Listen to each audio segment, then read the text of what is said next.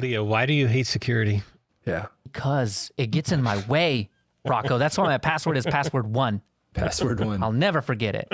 Way to be safe. Yeah. Well, see, the secret is to change the A to an @ symbol. Okay, that throws the hackers off. You're way fancy there. Way fancy. They would never plug that into anything. And then when that came up on haveibeenpwned.com, I swapped the S's to $signs. Oh yeah. Because that's pure money right there. Right. Heck yeah. Now we call you Leo $ Chavez. That's right, man. And that O, see, that one got hacked too. And then I just changed the O to a 0. Yes. Fixed it all up for another 30 This minutes. Saturday, Leo $ Chavez faces off with Mike Tyson's great-grandnephew in the fight of the weekend. That's it. Fight for your passwords. Saturday. Thought it was Sunday. All coupons Sunday. welcome. That Sunday's for the monster trucks. Oh, okay. Saturday is for the Yeah. password battle. Yeah, Saturday's Okay. password We're boxing. the battle. opening show. How awesome is that?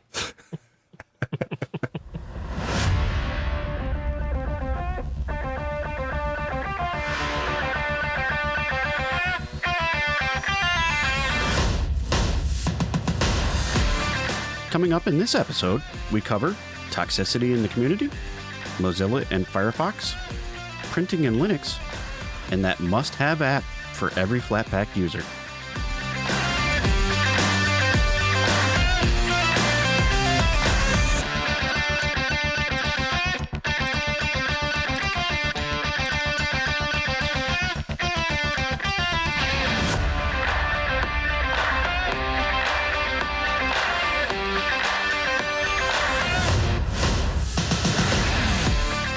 Hello, and welcome to Linux User Space. I'm Dan.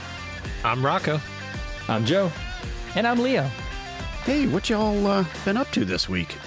Well, I got a fancy box, but mine's old. Yeah? What is this box? Check out that fancy one I got in my shoulder over there. What is this? That's a 15-year-old Radeon, right? He had to be like all the other YouTubers. Why is there glitter on the box, Dan? And lights. and blinking lights saying, point, look at me. Well, I'll tell you what that is. That's my new 5700 XT, and I've been gaming it up. What have you been playing, Dan? I've been playing this game on Steam. It's a new game. It's called Drag, and so it is a dirt racing game, and the graphics are pretty phenomenal. Have you guys checked it out yet? I have not. Is this a native game to Linux? That Dan? was my question. It is native on Linux, and it plays super smooth, yeah. super Okay, smooth. hold on, looking it up now. It's called Drag. Yep, it's a pretty good game. I'm really impressed. I can't race for beans, but That actually looks pretty good. yeah, I need a wheel in order to be good at racing. I'm terrible at racing games. I'm not a wheel guy. Sorry. Maybe I grew up on console, so you know. How do you drive your car?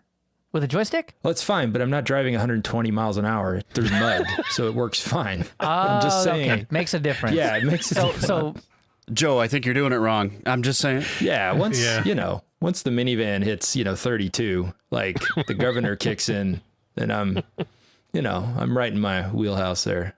That's funny. But yeah, no wheel. No wheel. It plays fine on my Xbox controller. That's all I've got. So it does play fine.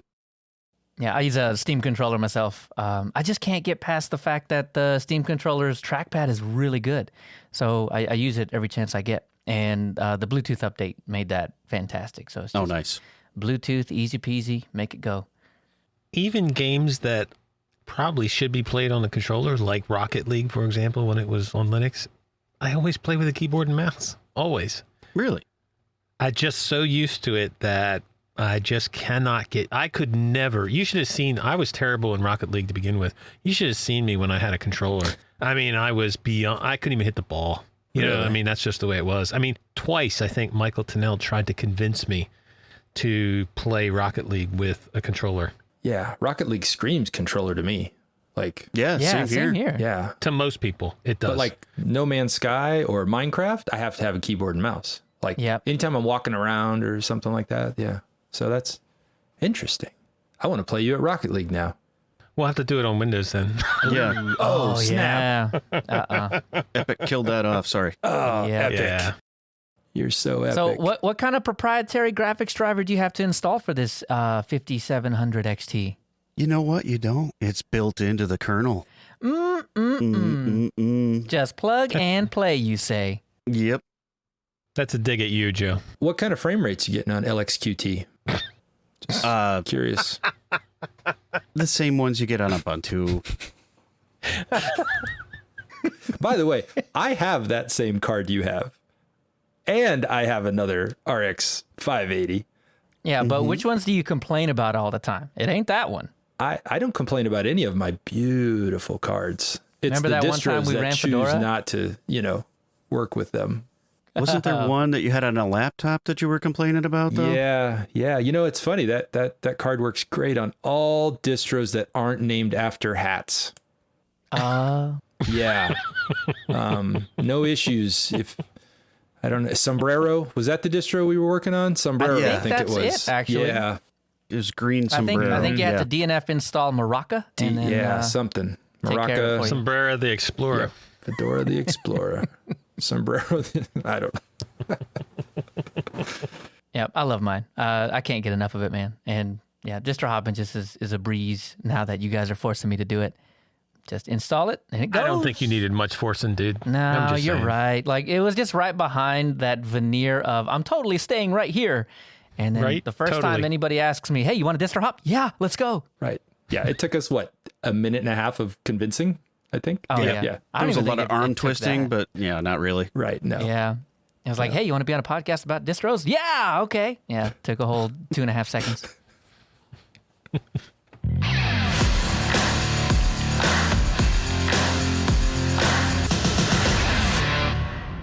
In our first segment, we want to talk about a trend in the Linux community, and we want to take a moment and talk about that and give a few examples. Toxicity in the Linux community, guys. So, as an example, maybe you've read the article about Ubuntu and Google teaming up, bringing Flutter apps to Linux. Have you guys read that? Wait a minute. Are you telling me that there's toxicity in Linux? Well, there is. So there's a lot of controversy around this. I don't know. What do you think? I mean, I think bringing more apps to Linux natively is a good thing. I think there's definitely a need for it. Well, I think the toxicity that's in Linux right now is not just due to one article or one company. There is a whole line of people that line up to troll people, companies, whatever, in the Linux community. And Canonical takes the biggest hit most of the time. There are people lining up in droves to rail against every decision that they make. And the one thing that I just don't understand and can't fathom is you see the track record of Canonical and you see that all of the things that they have done for Linux and the community. And then when they make decisions to, whether it be work with Google or work with Microsoft or do things to forward Linux, they take nothing but hate for it. And we're not even going to get into the whole snap discussion. That's a whole nother show right there. Yeah, absolutely. Yeah, it does seem weird, though, that you would take the efforts of moving something forward and it's turned into a negative. And it does seem that it's no matter which way they turn, it's if they're working with Microsoft on a project, Canonical's work with Microsoft on WSL. If they're working on now Google, perhaps. Now, these are big players and they also are big headline grabbers, these two monsters in the industry. So it's easy to see why Microsoft and Google would want to work with Canonical, because Canonical does probably have, right, the largest user base from a desktop Linux standpoint and probably, pretty heavy in the server space as well. I don't know. But you see how these are kind of natural companies to work together. So, I don't know that I would care if it was like, Razor Scooter working with BMX Bike all of a sudden. And they're like, oh, outrage. Oh, they're going to foil the scooter industry. Like it's, it's kind of this thing, but there is this long standing animosity that it appears between some of these companies and for past grievances or perceived grievances, because I'm still not sure all of them are real, but it does seem to be there. And the toxicity seems to be real. So what does it take to move on? I mean, I think a lot of these companies have made changes in that they're more open and trying to work together. What do we have to do to move it forward? I don't think you do move it forward. I mean, I think you can have a healthier discussion about it, but I don't think you get rid of the trolls, not when you have open forums. There's no way outside of just outright banning people are you gonna stop that kind of conversation. And I don't even know that we should, but I think we should be able to, I don't know, see the merit in those kinds of criticisms. Because I think what you have in the Linux community are these die-hard freedom fighters. And I mean, that might be giving them a little too much credit. I don't know. But when they see somebody back in 2008 that had no affiliation, or at least no perceivable affiliation with the big dogs, Google and Microsoft, and then you see them incrementally adding in this or that little bit, you might be able to see how somebody that was staunchly for freedom and freedom only can start to perceive that as a slight against them. Maybe not personally, but against people that all they want is freedom and a focus on privacy. Just because Microsoft has a track record of, you could just bring up the whole telemetry thing. I don't necessarily think that that's a huge, horrible thing. You do need telemetry in a lot of ways. And Google, Google. So when you marry with these, then you might be able to see where that's coming from. But to be fair, I think the people that you're talking about, the people that are really concerned about freedom and keeping Linux open and free, I think those people are not the people that are going to be out there railing and trolling in the forums and all of this other stuff. I think it's the people that talk the loudest are not genuine when it comes to open source and free software. I think the people that are trolling Canonical hate Canonical because it's the name, it's the company. It has nothing to do with, and maybe we in this conversation would be binding the two together somehow. They kind of overlap. Yeah, I think there is an overlap. So this conversation isn't going to be about everybody, but there are those detractors, those people that just want to cause division, and I just don't understand that. Like, I just don't understand what that benefits us in the community. Well, I mean, if it's just about the people that are trying to divide, and I mean, they get their enjoyment out of trolling. Like, out of watching people take that and run with that and see those points parroted later on, that's their enjoyment. And it doesn't matter if it's Canonical or Microsoft or Google or any other company out there. If they can go and cause division, then, well, that's what they're going to do. But again, you don't get rid of those people unless you close off the forums in some way by banning trolls like that. But to your point, I do think that we need those people. I think we need those people to keep, like if a company goes unchecked for a long time, they can lean towards things maybe they shouldn't be doing, or maybe lose focus. I think we do need that balance of people, at least keeping them on the edge. It's just, it goes way too far.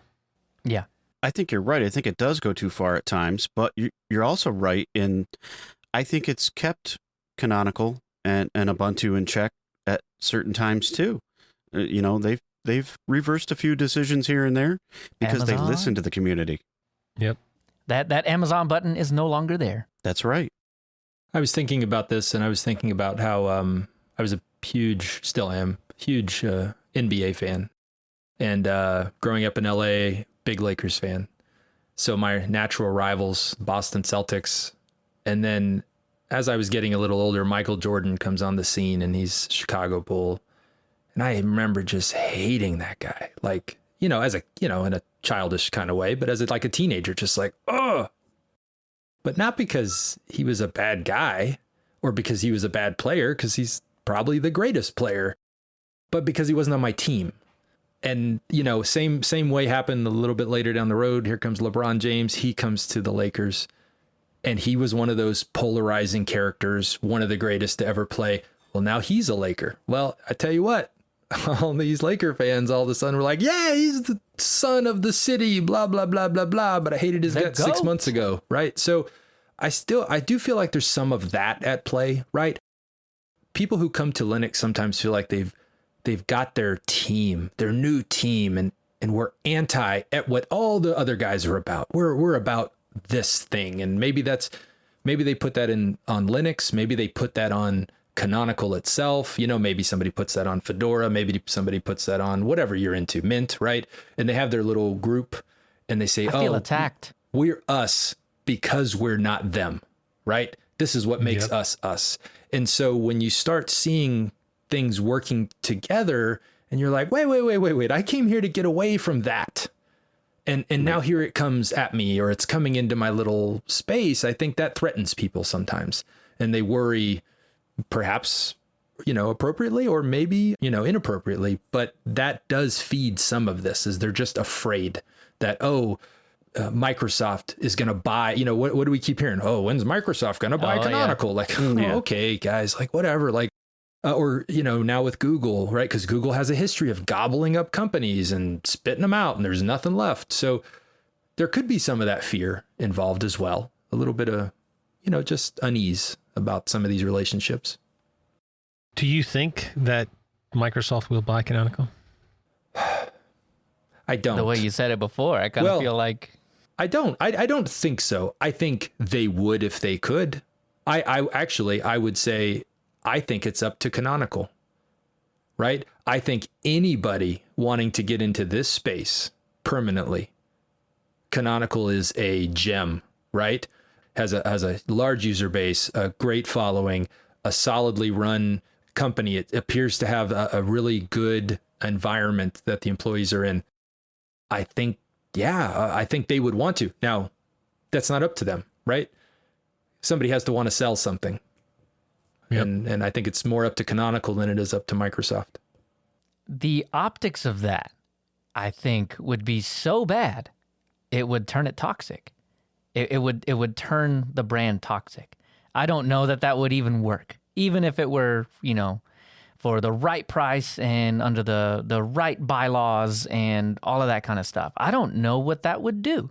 Would that damage the brand? Well, what would it take for, Leo, you mentioned Microsoft earlier and their track record. That track record was serious a few years ago.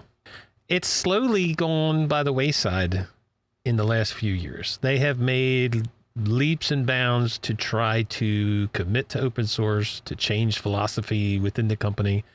I'm not a Microsoft fanboy, but I do see that it's there that they're trying.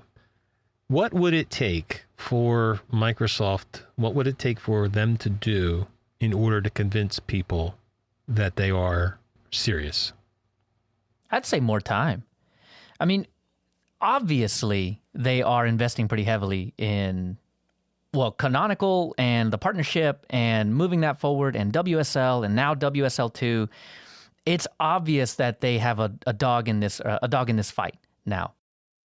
But I think people just need time to adjust to this new normal, because it really wasn't that long ago that Steve Ballmer was triple Eing everybody, right? Embrace, extend, extinguish. And I'm not saying that they're going to do that or anything like that. I don't know. A lot of people in open source, I don't know, can be on the older side. I mean, I was there the whole time, and I wouldn't necessarily consider myself young at that time. And I imagine a lot of you guys were around at that point. So we've lived through a couple of different eras of Microsoft. So maybe just more time. Yeah, it's tough. It's changing a whole culture, and I don't think you can do that overnight. There's no 180 turn on that and get it where you need to be. I think it has to be a slow, gradual thing. So I agree with you. I think the time is what is needed, and I think you'll see them more in open source than they have been, for sure. Well, Dan, you mentioned culture and you mentioned changing it, and you're not just, you're changing culture. You're changing people, Yes. basically. Right. And there are still people in Microsoft that don't really care about Linux. Like, there are still people that are there that you're trying to work against, and that maybe still kind of throw out them jabs at Linux or That'll the Linux never go community or whatever. away. That will never go away. You just try to change the majority and the main movement of the company rather than every single person that works there. And I think we're starting to see that. The rest will come. It'll happen. Is it the same thing to not care about Linux and to hate Linux? No, they're separate. They're separate, right? So just because somebody's focus, if I got hired at Microsoft to work on Microsoft products and work on Windows, well, why should I care about Linux? This is my job. I work at Microsoft to develop Microsoft things and do this. Now, there is a section of the company, obviously, that cares about open source and is pushing for these things, but it doesn't mean everybody does. So I'm fine if there's people who don't care about it. I think it's a different thing that, the whole Triple E thing. And I mean, Ballmer's been gone, 6-7 years now? Like, that's some time. And they've got new leadership and that, all that stuff comes top down, right? I think any positives we contribute to any open source program, right? Any open source, whether it's a distro, whether it's software, it's top down, right? You look at Canonical and you look at Mark, you look at, these different companies, and it's a top down approach in that they kind of dictate the culture. So I think it can change. I think it has changed. We've seen it. Well, that was the big fear with IBM and Red Hat as well. The whole culture shift. Mm-hmm. Yeah. Yep. And remember the uproar? Have you heard about it lately? It's all coming down. Have you heard about it? Right? Right. The sky is falling. Sky's falling. You don't hear about RHEL anymore, about the whole IBM thing. Not much, because IBM was like, So I do think if Microsoft were to get in that situation where they did purchase, and yes, Canonical would suffer right out of the gate from that. People would leave mass droves. Can you imagine certain the people. articles written? Right. But if they did this IBM hands-off approach where it was like, look, yes, we own you. We're just going to pump money into you and you're going to do your thing. And everybody could see that happening. Maybe not, I think you would lose a lot of people that wouldn't give it that time that would be needed to see that actually happen. What if it happens in 10 years? So now we're 10 more years of Microsoft Hearts Linux. You know what I'm saying? Like, if it happened today, but let's put some more time, right? Let's say 5 years or 10 years and things continue. WSL becomes even more of a thing. And who knows, maybe Windows desktop, operating system just completely revamps itself anyways. And it becomes maybe, Linux centric or something, or more of the kernel comes in, whatever. Like, we don't know. But to just reject it outright, I think it limits what's possible as well. Well, it also goes into not just Google or Microsoft, it also goes into distros. Leo, you had brought up the other day about distro wars. Yep. Now, this is a weird subject because I am, and it feels like one of the few people that think we don't have enough. I feel like every day I read an article about why we need less distros or why we need fewer distros. I think we need more. The reason I tend to agree with the people that say that we need fewer is because of the tribalism that comes with, hanging your hat on a distro and really tying yourself to that. That's where the distro wars come from. We were talking about it before where, you just sling stuff over the wall and because you want your distro to be the one that comes out on top. And I mean, you don't care which distro it hits so long as it doesn't hit your distro. There's just that tribalism that feeds on itself and people that just want theirs to win. You're talking about it with the Lakers. You just hate to hate because he's not on your team. Mm-hmm. But the tribalism to me is a little weird because as somebody that's on the inside of developing one of these distros, we don't have the same tribalism that the people using the distro has. Right. We're quite content, generally speaking, working with other distros, working to create solutions that we can share across the board on all of Linux, and you just don't see it. For example, if Fedora has a release, you'll see Ubuntu developers saying, great, good job, guys. You got another release. Because they know how much work is put into that. And it needs to be celebrated. I think so. I think that might be why we distro hop so much, huh? Yeah. I gotta go check out the new shiny that these guys over here are doing. Well, it seems to me that the tribalism in the distros comes from people who, like you had mentioned, Joe, about the hating the other team, but not just, it's not hate. It's just, they almost feel like the one they pick has to be the best. Right.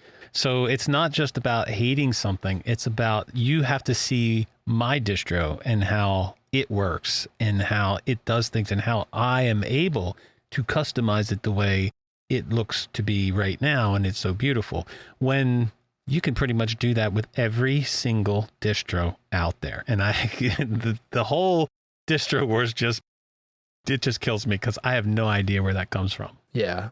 And I think you're right on there. It's the we love our team, right? I picked, this is such a personal thing. They make it such a personal thing. And I'm like, but I get it. They, especially those that put a lot of effort into it and maybe they work in the community.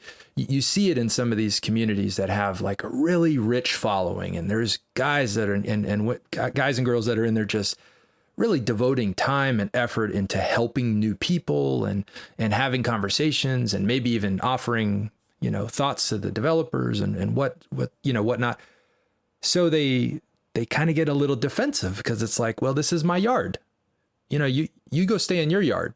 Yeah, I see you got some new flowers over there. Yeah, I see you, Miss Johnson. But like, these are my roses and my roses are the best, right? We live on the same street. We're on like Lenox Avenue. But like every house has an address and everybody's working on their own yard and tending it. And, and then you drive by some distros and you're like, oh, wow, somebody's having a yard sale or, because they haven't cut the grass in 2 months or something. So there's this little bit of tribalism and we've labeled it such.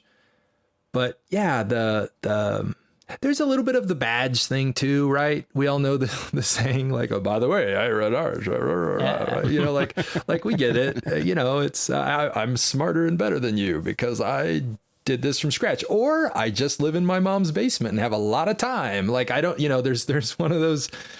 It could be any of that, but it's fine to be proud of what you're doing, and all of that. But to the point where it starts degrading others.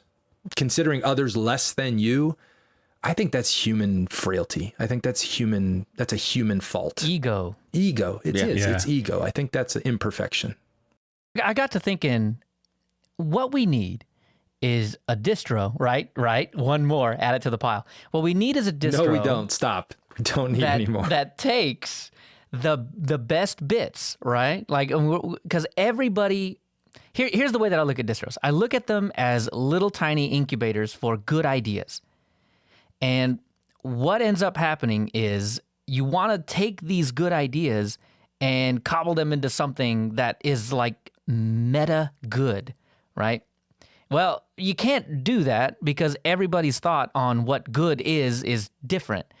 And I never thought I would say this, but I think this is probably why Arch kind of gets it right. Because you have all of the software in the AUR. Yeah, I know. But coming from me, I guess. But the AUR, it just has it all. You just go and grab what you want and kind of cobble together what you think makes it the best. So you don't need a new distro. You just maybe try out Manjaro or something. Well, I think that, Joe, you mentioned about the whole personal decision thing and people with the badge and all that stuff. I truly believe that's only probably a small percentage of the actual people that are putting time and effort into this.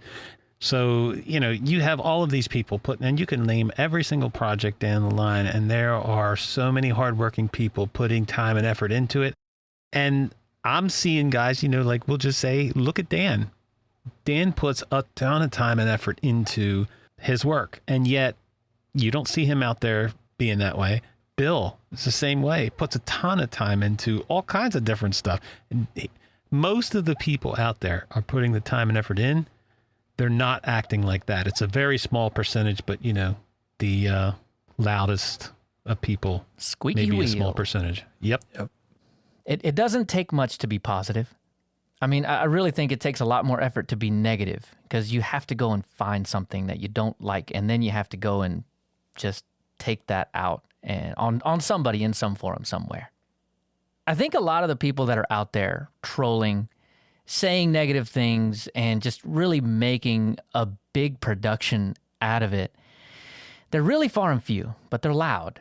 It's the squeaky wheel syndrome. And for some reason, it's going to garner a lot of upvotes, and it's going to garner a lot of likes because it's controversial, not because it's right. I think we are trying to be the other end of that. We're trying to be, I don't know, I guess you could call it the force for good. But, as I said before, it does not take a lot to be positive about what you see in other communities adjacent to yours.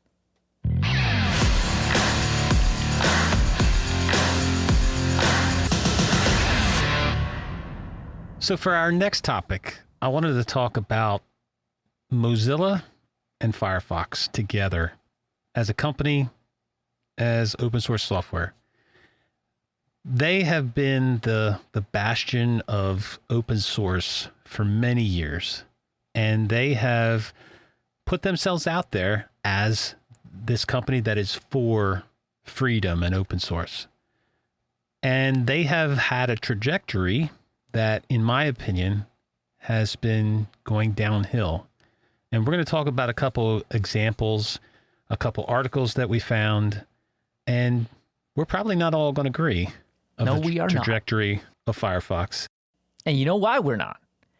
Because WebRender just fixed everything for me. So that's it. That's it. Conversation over. Turning Firefox point. is 100%. Okay, so WebRender fixed everything for you, Leo, but why isn't it not on by default? Now, that is a good question, and I wish it were. That is something that they could improve on. But, I can tell you why it's not on by default, because it doesn't work as good as it does in Windows. And I hate that I have to say that, but it doesn't. It doesn't. I can put Windows on my laptop and the web render's on and I can scroll and it's all smooth. But if I turn it on in Linux, no, it does not. If I get to the point where we end up in the situation where I'm at 90% CPU usage or whatever, and I decide to crack open Firefox, it chokes. So I just cannot have it on my laptop. But on my desktop, it's fantastic. I cannot sing the praises enough. So to answer your question, because it runs pretty horribly on some machines. But let me ask you this. Like, it's a concern to me that it runs better on Windows than it does on Linux. Because, like I said, Mozilla started out as this company that was championing was, that. They were all for Linux and open source, and that was one of the main things that people jumped on Linux was Firefox. They just grabbed right a hold of it because it was awesome. And yet you have WebRender that doesn't run as well on Linux as it does Windows. You have their new VPN service that's coming out. Oh, you had to bring up the VPN, didn't you? You guys fired that up yet? You got that running? No, Joe. You know why? Because it doesn't run on Linux yet. God. How can it run on Windows and Android and iOS and not on Linux? For the same reason WebRender does. Because 99% of Firefox users are not on Linux. Right. You're right. And unfortunately, I think that's just something that we have to take on the chin. We have to wait for drivers. We have to wait for features. We have to wait for, we don't even have some of the proprietary software. I think this is just an artifact of being on the other operating system. I get that. I understand that most of their users are on Windows, and I get that. But what gets me is Firefox is not NVIDIA. Firefox is supposed to be the guy fighting for people like Linux and open source. So that's where I think they should be putting Linux first, second, at least on time. Hey, look. I mean, come on. We're second, right? They just turned on WebRender. Yay. No, I mean, we're on there. 10 years later?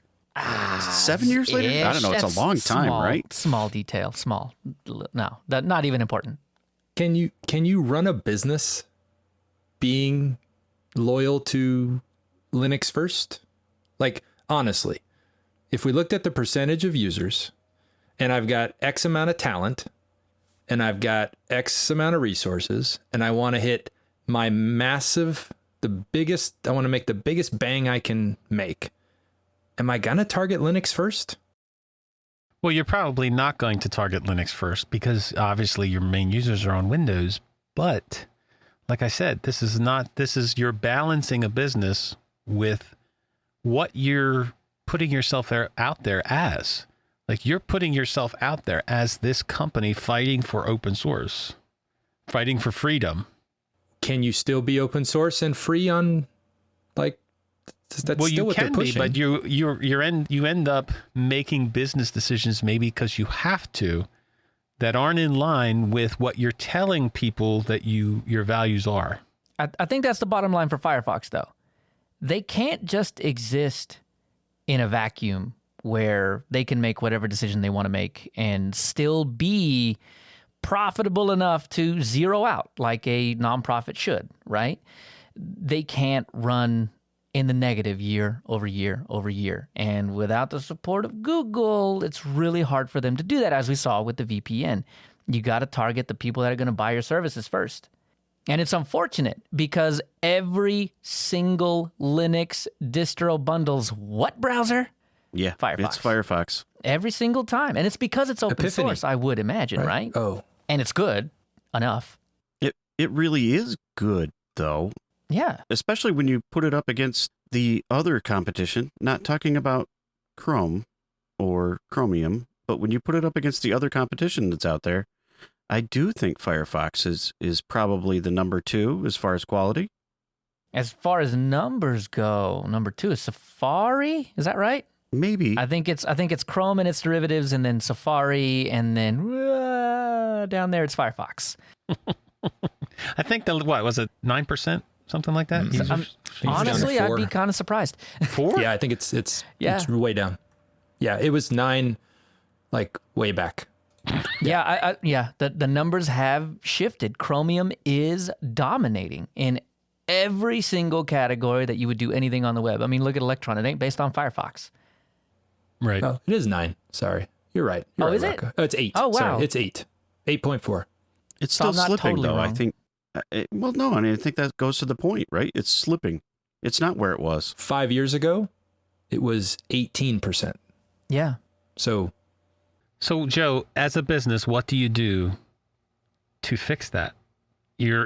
How do you make that balance of standing for freedom, open source, and then still be profitable enough to be able to be in business? well, you have to make those decisions. So I have run a business.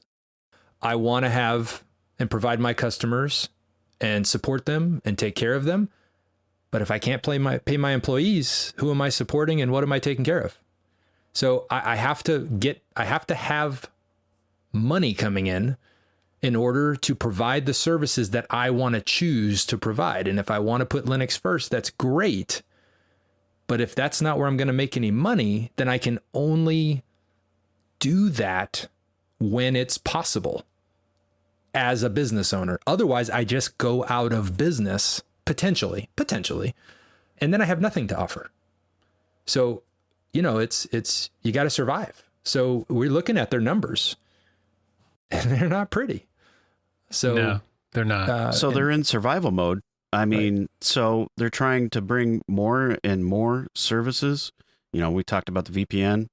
What about Firefox Send? That's another thing that they recently shut down. They tried to bring it, and I had a lot of hope for it, but I don't know. It's such a niche thing that bad actors seized a hold of. I mean, So is Firefox Send like actually gone, like as in shut down, or is it just a temporary thing? They tell us they're going to bring it back, but I mean, when is that going to happen? I mean, especially with all the downsizing that's taken place, how are they going to be able to bring that back? Yeah, I mean it's a tough problem to crack, right? I mean when you're in a situation where you're just allowing anybody to upload files to your service, and you're gonna have to dedicate a lot of CPU time to finding out whether or not that's a virus or not. And I guess they weren't doing that, or they weren't doing that in a good enough fashion, because enough stuff got through that they just took it down and said, to be safe, we'll just turn this off for a bit.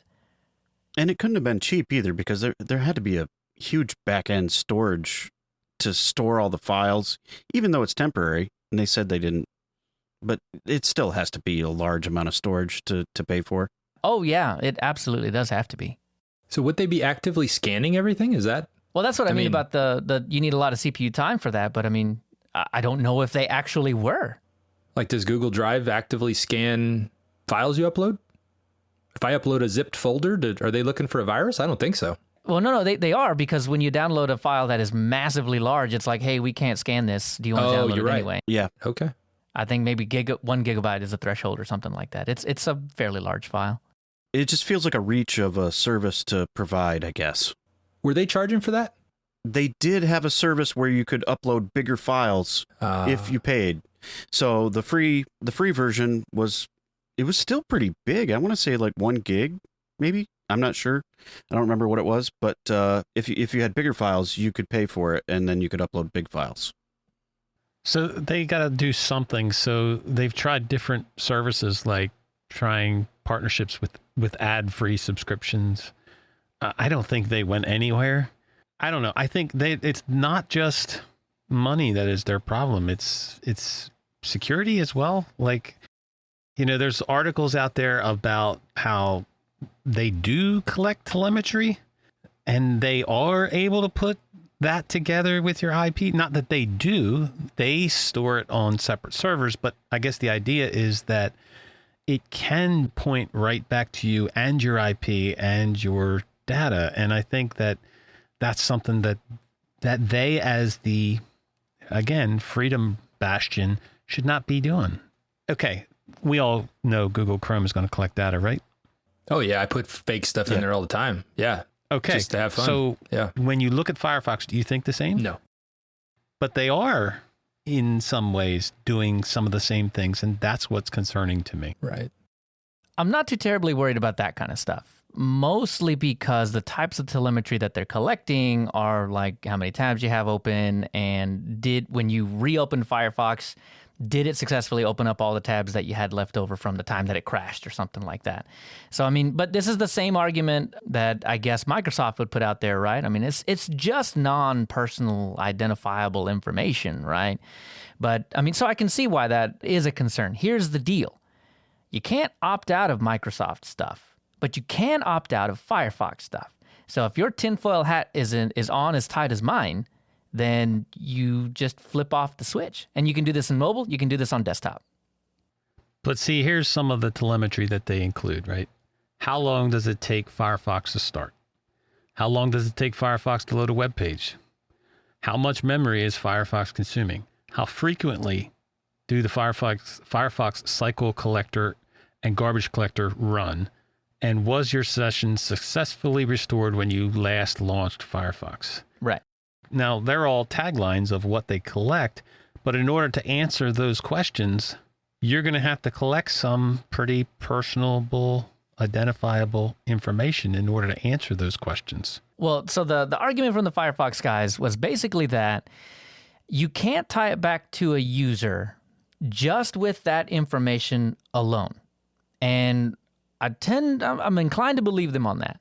What the article that we're talking about was getting at was that to ask them to delete that information, I think they said it deletes after 30 days or something like that, but if you want them to delete it before then, you have to send a web request in through the browser, which has to be done with an IP address, which then can be coupled with the data to give you some idea of maybe a person or not. I mean, I don't know. I mean, you've got to spend a whole lot of time cobbling that information together. Not that it's bad, not that you can't do it, just that I don't know how much we should actually worry about that. And this is coming from a guy that wears a tinfoil hat. Okay. So are you concerned with Lean Plum at all? Now, again, turn it off. Just turn it off. Well, Lean Plum is in Firefox on iOS and Android, I believe. And they collect a lot of data. Yeah. I mean, pretty much everything. Now we're getting into scary territory. Yeah.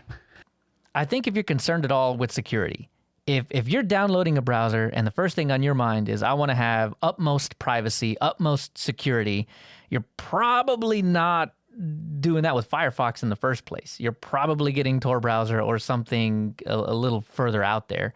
But if you're like me and you care about security, you care about privacy, first thing you do when you install a new browser is go and turn things off. And that is exactly what I do on every fresh installation of Linux. And one of the things that I notice, and I don't know if it's unique to mine, maybe you guys can help me out with this, but the telemetry's off on the desktop anyway, for me, by default. I did not go in, on my most recent install of Linux Mint 20, I did not go in and turn off telemetry, but it was off by default on the desktop. Can't say that for Windows, can't say that for my iPhone because it was on my phone. But I mean, settings, flick the switch, and you're in a better spot. But, that's beside the point, I think. It's on by default in some cases. Yep. So do you think this information that they're pulling, is this truly for functionality of the app, or is there, are they using this to make money? The stuff that's pulled from Firefox, not was it Lean Plum, whatever they were? Lean Plum is a separate advertising company. Those guys, I don't know. I wouldn't trust those guys farther than I could throw them. But the telemetry that Firefox is pulling themselves and using themselves, I mean, to me, it sounds like a dev's dream. Like, I need to know these things to make things better so that, it starts up, 0.2 seconds faster next time. But the Lean Plum stuff, man, that was, yeah. But see, shouldn't it be, I guess what I'm saying is I hear all the time about how great Firefox is and secure Firefox is. Isn't it concerning at all that they would even consider, partnering with a company like Lean Plum? Yeah, actually, yes. Yeah, I do not like that at all, one bit. It should be an opt-in, not opt-out.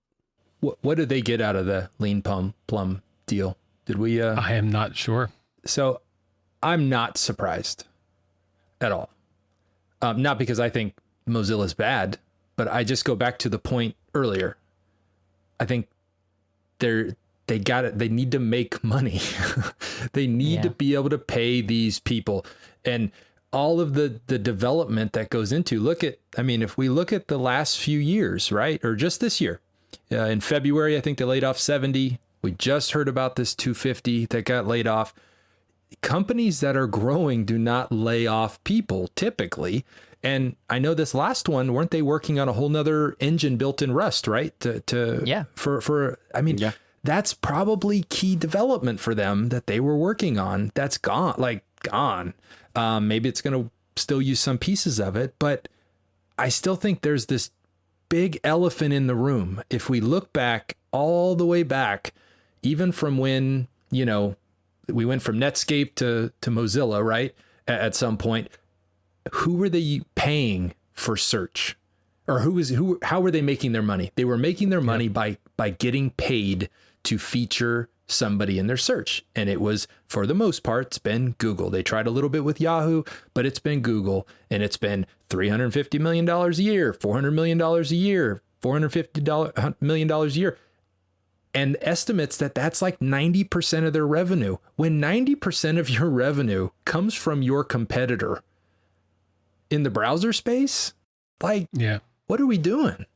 I mean, I get it. But see, that to me wasn't so concerning, Joe, because that was an easy flip switch. Boom, gone. It was the default search.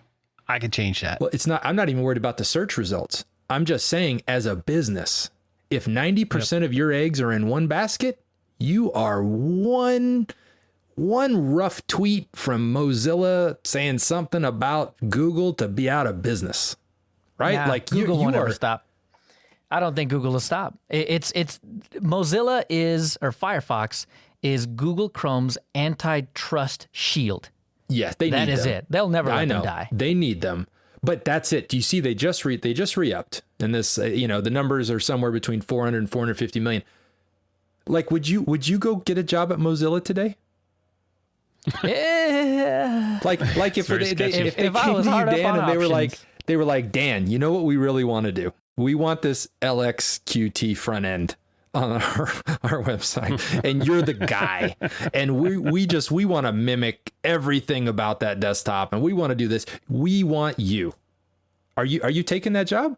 I'd be super cautious. I'd worry that, yeah, where's that going to go? I mean, how long is that going to last? As long as Google wants it to. Yeah. What happens when that dries up? Yeah, I just think that's their biggest issue. And it looks like that's the hurdle they're trying to overcome, right? We looked at all these services.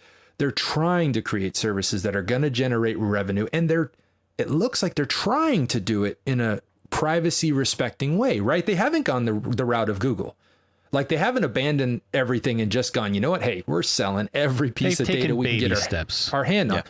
But I think what they're seeing is to be in that space and be a viable company, there's only a couple of ways to make money.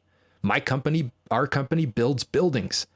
I can't all of a sudden go say, let's build pools. Like, it just doesn't work. There's only a few ways that we can create our revenue with the tools we have. And I think that's kind of where they're at. They're in this tough spot to where their competitor pays the bills to keep them there so their antitrust stuff doesn't go away. And it's just going to limit. They're just limited. I don't know. I don't see a bright future for them.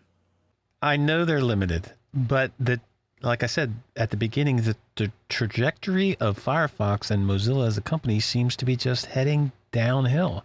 And, they had made a few months back to have DNS, a switch for DNS to be secure, private, encrypted, and all this stuff. And then they go and they make Comcast a trusted recursive resolver program committee thing. Like, are you kidding me? Like, come on, that how can trustworthy you go Comcast? And say, come on, how can you say we want to encrypt your data so that it's safe and it's your data, and then put Comcast in there as a trusted user, basically, to be able to see your data? But Comcast hearts Firefox. I know, yeah. but see, this is what I'm saying. Like, I get the business part of it. I get that you have to be able to make money to stay in business, but it seems to me that the scale is tipping the opposite direction from freedom open source. And you know what? Their user base is down to whatever it is, 8.4 right now. The user base that they have is, a lot of it to me would be the Linux people. Like, we may not be a lot. I know that 99% of their Windows, their users are Windows users, but the committed people, the people that are using it on Windows, to me, are not the people that are committed to a program or a movement or anything like that. They are just using a program. The committed people are the ones that are running Linux because they already understand this type of movement, this type of freedom open source movement. There are just a couple of things on this list that I just can't bring myself to be okay with, and that's the Lean Plum thing and the Comcast thing. But I don't know. I mean, I like DNS over HTTPS, but I don't know. That's not going to protect you, man. Because I know it's not. If you're trying to prevent your ISP from knowing where you're going, this is not the way to do it. They have the IP address that you're going to, and I mean, with few exceptions, that usually leads to just one place. It's just like the VPN. I know that it's not for now I'm completely secure because I got a VPN. Yeah, it's just one step. Yeah, honestly, I'm not a fan. I mean, I like DNS over HTTPS, but not a fan. I would have happily given them my money for the VPN. I mean, if it was a secure setup, I'd much rather give it to them than PIA or any of these other guys. If it was a viable working thing, it's not available on Linux, but they have some ideas. I would love to look at their balance sheet. Maybe I wouldn't.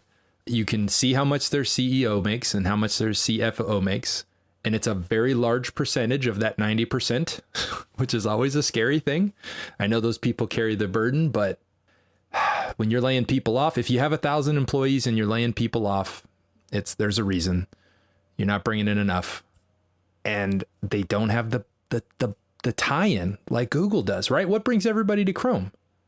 Oh, all my life. Yeah, people can just plug their whole life into Chrome, right? Docs, Sheets, all, like whatever you want to do. That ship sailed. Well, it helps that Google.com is probably the most traveled to website ever. And the only message you see there is A, search for your thing. B, the best browser in the world is Chrome. Go get it. Yep. We will pray for you, Mozilla. I'm rooting for you, man. The idea of this discussion was not to bash Mozilla. It was just to open up some thought-provoking discussion about the trajectory of where Mozilla is headed and how we feel about it.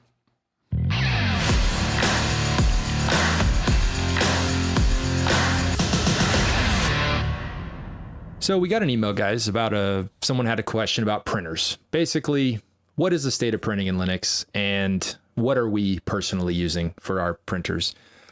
So I thought this might be a nice little quick moment to do a little bit of history on that ever-loving cups. We all love cups. This is going to be exciting. It's going to just, everybody I can tell. Hold on to your seats. History blowing me deep away, dive on printing. So, 1997, Michael Sweet starts development of Cups, Common Unix Printing System. Public beta hits the world in 1999. Quickly adopted by most Linux distros. March 2002, dun da da, Apple comes in, gimme, and starts to adopt it officially. And by February 2007, Apple hires Michael Sweet and purchases the Cups source code. Also, November 2012, big moment in the history of Cups. They have to start calling it Cups because they can't use Unix anymore due to trademark restrictions. So it is no longer the Common Unix Printing System. It is just Cups.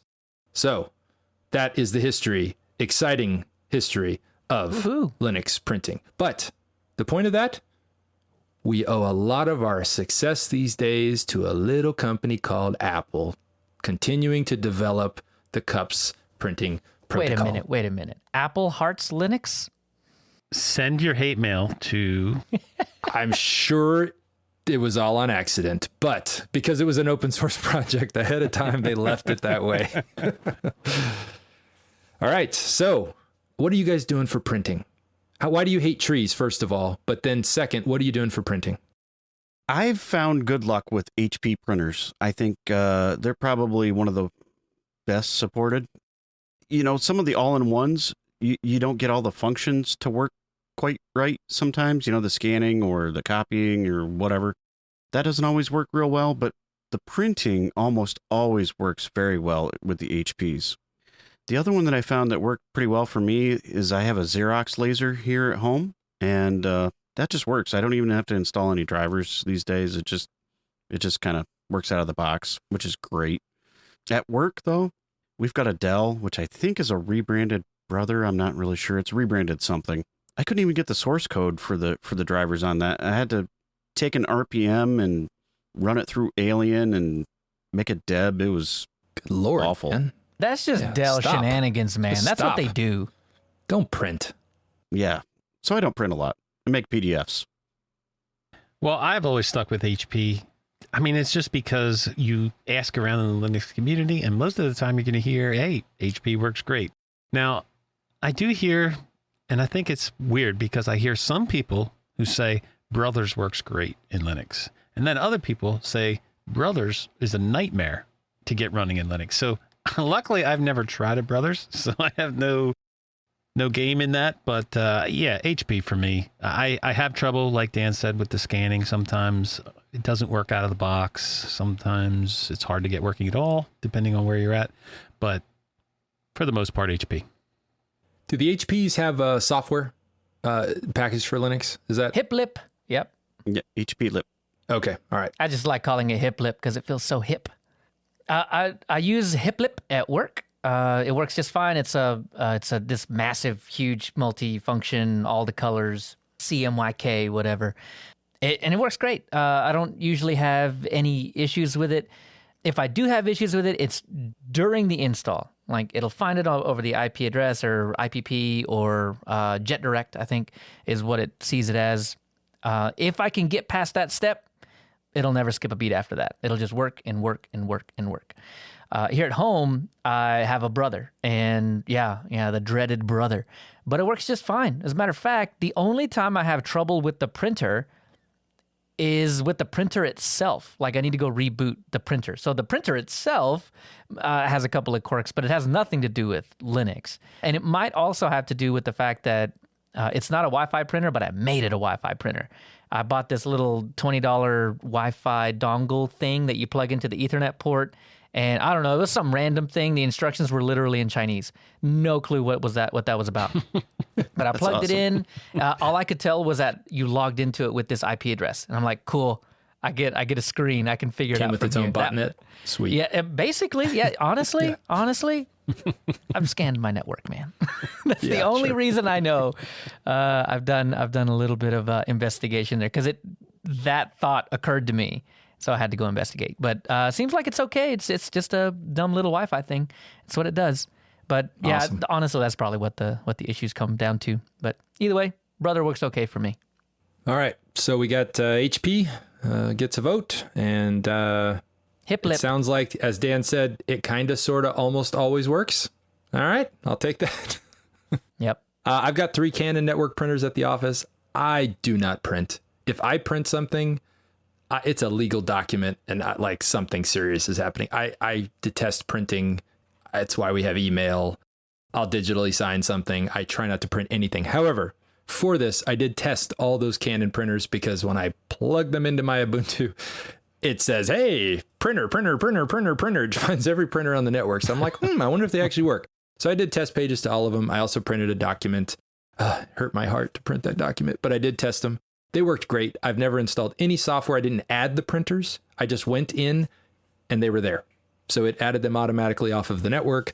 And I had good success. And those are Canon 6100, MF6100 and MF8150s.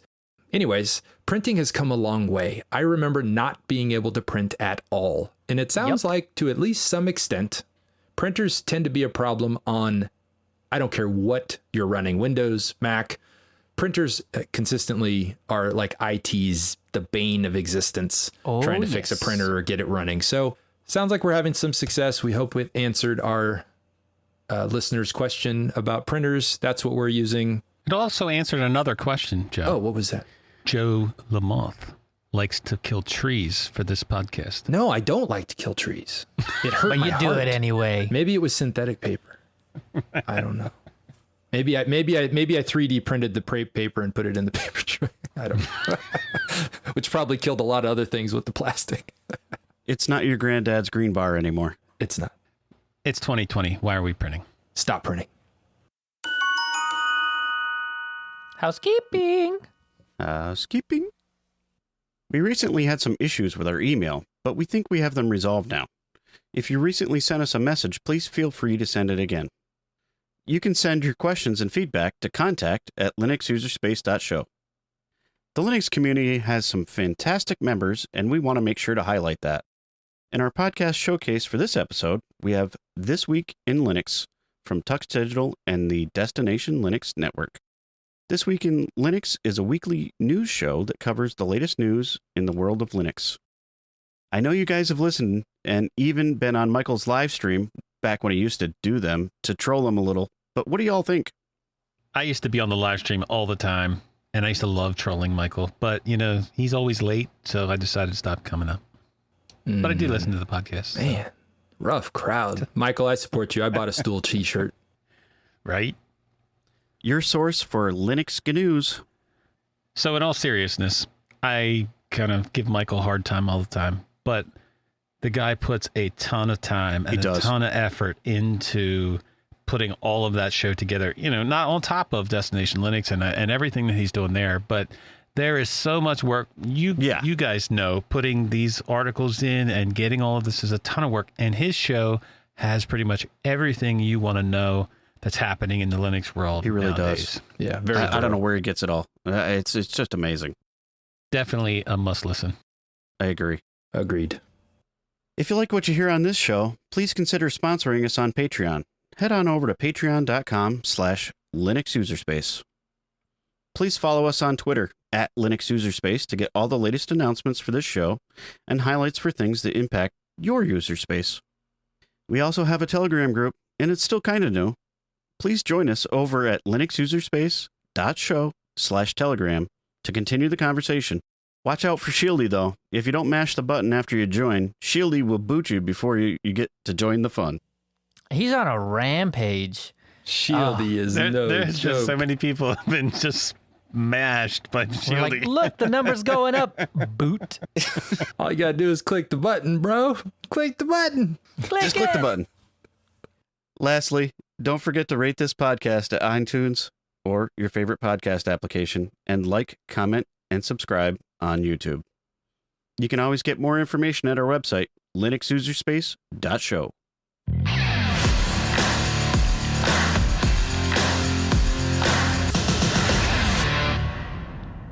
This is App Focus, where we focus on the app. And this time around, I wanted to talk a little bit about Flatseal. It has saved my bacon at least 2 times. More than that, but 2 times that I can really remember that I felt like, Flatseal has become one of my must-have apps after that. Anyway, what is it? Flatseal is a permissions editor that is infinitely more digestible than the arcane commands that Flatpak requires you to run to make changes.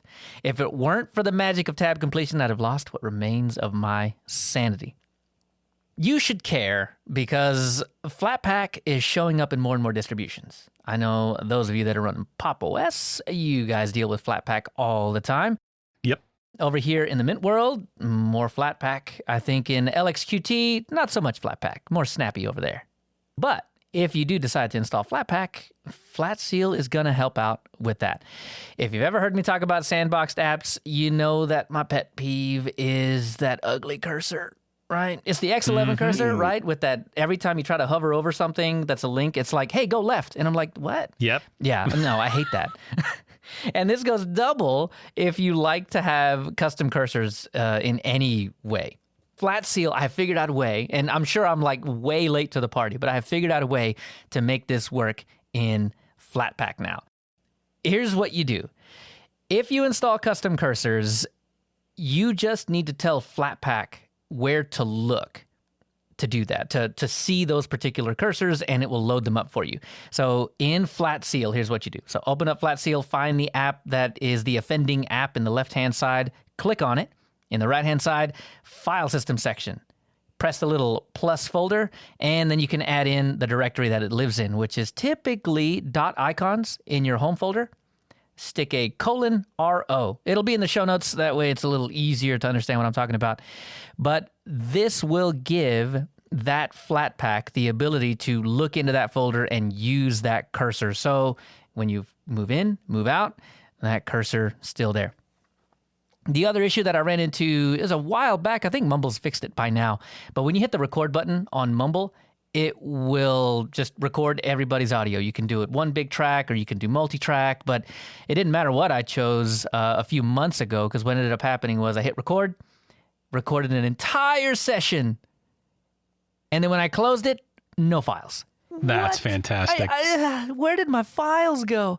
I found out, through Flatseal, by the way, that Mumble did not have permission to my home folder, so it could not write to where I was telling it to write. So again, this is fixed now. You don't have to go do this, but what I ended up doing was pretty much the same fix for the .icons folder. I created a folder in my home folder called Mumble-Recordings, and I added that into that file system section and gave it, instead of RO for read only, I gave it RW for read and write.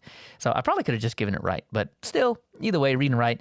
That way it can write files to that directory. But man, that saved my bacon probably for about a good month. I think after that, it probably got fixed, but I never ran into the issue again. And on this new installation that I've got, I don't have to deal with it. So it seems like it's fixed. Now, one thing that I'm waiting on in Flatseal is the ability to get more granular control. So I'm looking at you, Zoom. If you're in a situation where you want to let Zoom have access to your microphone, but not your camera, well, there's no way to do that in Flatseal just yet. You can still do it in Flatpak. I've got a couple of commands in the show notes that will show you how to do this, but real quick, it's like Flatpak permission-set devices camera us.zoom.zoom no. Yeah, I know. That rolls off the you. tongue. Oh, Yeah, man. I know, right? Hold Yeah, on. I I got that. totally lost everybody at that point. But that's the whole point of Flatseal. You don't got to know any of that. If you know that your app needs this permission, you can just go into Flatseal, pick the app, flip the toggle, you're done. That's pretty much it. I mean, those commands might as well be magic spells for security-conscious users that just want a toggle. So for those, Flatseal. Give it a try. Do you guys use it? Yeah, I don't use it now, but I've been gaining a few Flatpaks here and there, so I think I'm going to try it. If you need to make any adjustments, that's where it really comes in handy. Yeah. I installed it while you were talking. Looks great. Nice. I installed it the other day, and there are so many different settings in here. Right. I'm surprised that it allows you to change all of these types of settings for the Flatpaks. Yes. That's great. And the beauty of all of this, all the sandbox stuff, is that you can change all this stuff. It's just there's not an easy way to do it. You have to know the commands. And both Snap and Flatpak behave this way, where you've got to go in and give it a little tweak here and there. But the fact that Flatseal exists and makes it easy is a real boon to anybody that uses Flatpaks. And I blame Eric Adams, by the way, for this. He put this on my radar months ago, and I've just been using it ever since. Can you install it on Mint and enable Snap? Nope, that's not how you do it, but I do have the okay. command to do that. All right. I just wondered. You got to get your dig in, don't you? I'll put that in the show notes too. Watch. Leo, you said it doesn't work with the webcam? You said you can't enable the webcam? So there's a thing in there where it's like you have to enable all the devices if you want the Yes. webcam to work. And this is where that command I gave really comes in handy, because that toggle has to be on, but if you want, say, the microphone to be off or the camera to be off, you just want more granular privacy settings, Flatseal doesn't go that far down for you. So if you want mic but no camera, you have to go into the command line and say, all right, here's no camera for this app, no camera. Right. Almost there. I see. 90%. It's all devices right there. Yep, I see it. Yeah, it's either all devices or no devices. If you want more than that, it's command line only right But now. you can enable Jack, right? Is that what I see? So I haven't tested that option, but Jack may be treated differently than Pulse. Interesting. Yeah. I'm going to play with this. Yes. You guys won't be able Okay, to hear me good. next week. So that's a yes on you. Sweet. Yep. I'm playing. I'm going to try it.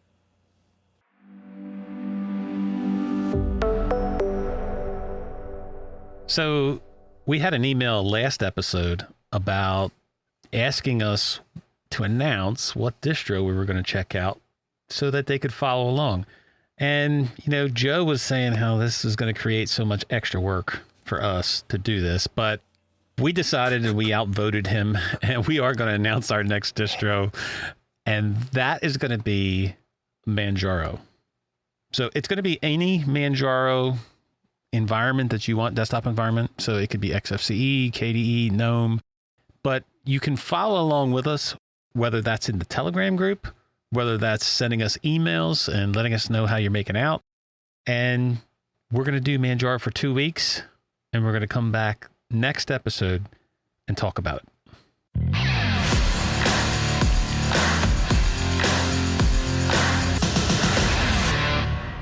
Thank you, everybody, for listening and for your support of the show. We hope you enjoyed the format of this episode. Please feel free to reach out on Telegram and let us know what you think. Where can we find you guys on the internet? You can find me at Big Daddy Linux. You can find me at Jojo Fett. I'm at Leo Chavez. And I'm at KC2BEZ. Join us in 2 weeks when we return to the Linux user space.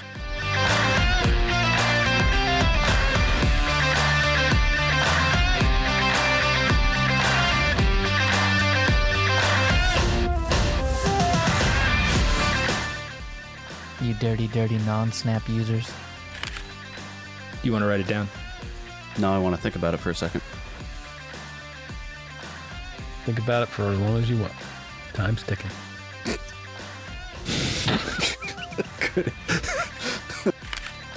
Wake up! Grab a brush, put a little makeup. Demonetized again. Why'd you leave the keys up on the table? We wanted to. Toxicity. But we're going to fight those loud voices. We're going to be the force for positivity. We built this city. Yep. We built this On rock city. and roll. We built this city on. Come on, guys. Oh, leave me out to dry Rock again. and roll. Gosh, hanging me out to dry. It's because you're killing me. All right, Dan, are you ready? I'm going to give it a go. Joe's going to Okay, knock do it it. down. That's okay, though. I'm sorry, Dan. It was really good. It was a really nice thing you said earlier. Yeah, you lie.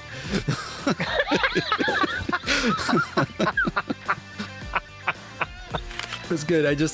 We paused 10 minutes for you to put 6 words together. It was fine. It was good. You said it great. I just was waiting for this. Wait.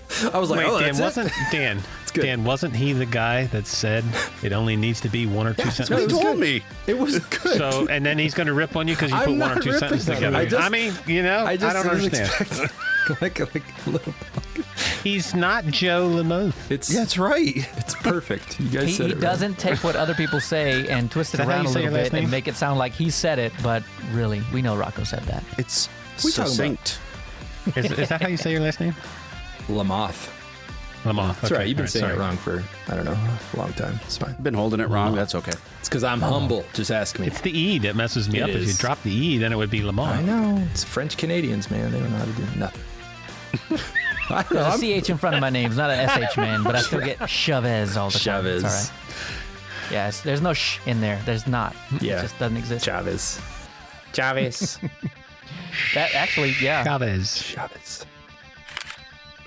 You can send your questions and feedback to contact@linuxuserspace.show. Do I need to redo that? They should have just printed it and mailed it to us. Email No. wasn't working. Rocco USPS told me to is bring it slow up. now, Come on too. now. That was great. It's just ironic.